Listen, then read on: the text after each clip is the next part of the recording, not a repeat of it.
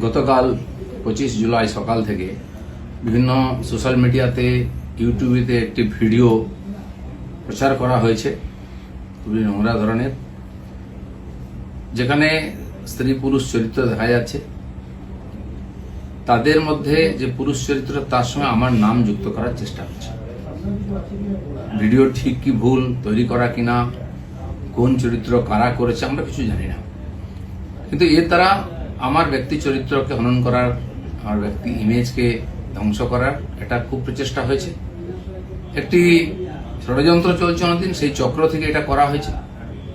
সেই জন্য আমার মনে হয়েছে যে এটার সত্য সামনে আসা উচিত এবং যারা এই চক্রান্ত করছে তাদেরকে আইনের সামনে আনা উচিত।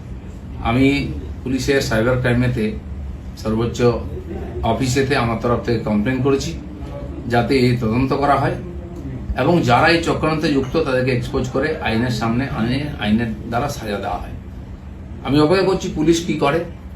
আর রাজনীতি এটা নতুন নয়, এ ধরনের চক্রান্ত চলতেই থাকে। অনেক বড় বড় নেতাদের, বড় বড় মানুষদের বিরুদ্ধে এই ধরনের চক্রান্ত হয়। এটা হচ্ছে শেষ অস্ত্র প্রয়োগ করে তাকে শেষ করে। আমাদের পার্টি তো 5-6 বছর আগে বেশ কয়েকজন নেতার বিরুদ্ধে একজন মহিলাকে দিয়ে বলানো হয়েছিল। তার মধ্যে আরএসএস এর প্রচারক ছিলেন এবং পার্টির উচ্চ নেতৃত্ব ছিলেন। তিনি সোজা বলে দিলেন যে যে লোকেরা এই লোকেরা আমার সঙ্গে দেখা করেছে তারা আমাকে রেপ করেছে। তার উপরে পুলিশি কার্যবাহী হয়, কোর্ট কাছে, তারপরে শেষ চাপা পড়ে যায়। ইদানিং কালে সন্ন্যাসী প্রদীপ্ত মহারাজের ব্যাপারে এরকম হয়েছে। 12 বছর আগে কোনো মহিলা নাকি তার দ্বারা তার উপরে অত্যাচার করেছেন, তিনি এসে স্টেটমেন্ট দিয়ে দেন, সে নিয়ে বিরাট চর্চা হচ্ছে। এ ধরনের ঘটনা লাগাতার হয়। আমাদের পার্টির একজন বরিষ্ঠ নেতা আছেন মাননীয় সঞ্জয় যোশী, তার বিরুদ্ধে বিভিন্ন এই ধরনের ভিডিও সিডি করে সারা দেশে পাঠানো হয়েছিল। অনেক এটা নিয়ে আলোচনা হয়, পরে যখন ফরেন্সিক টেস্ট হয় দেখা গেল সেটা ফেক ছিল।